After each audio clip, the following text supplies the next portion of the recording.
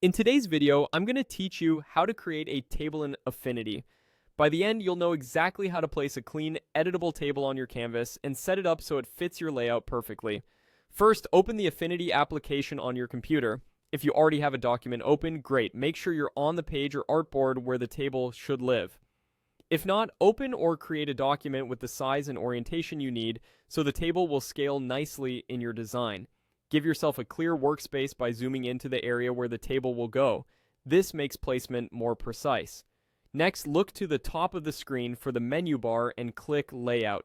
You'll use this menu to access layout-related tools and options that keep your elements aligned and consistent. It's helpful to have your rulers and guides visible at this stage, because tables tend to look best when they align with your grid or margins.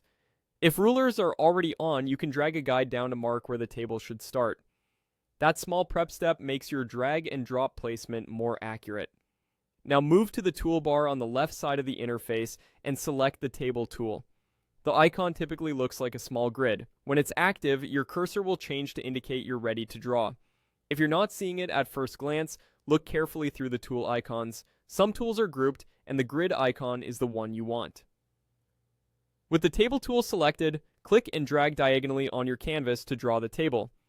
As you drag, you'll see a live preview of the rows and columns forming inside the rectangle you're creating.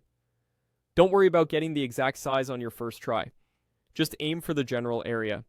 Release the mouse to place the table.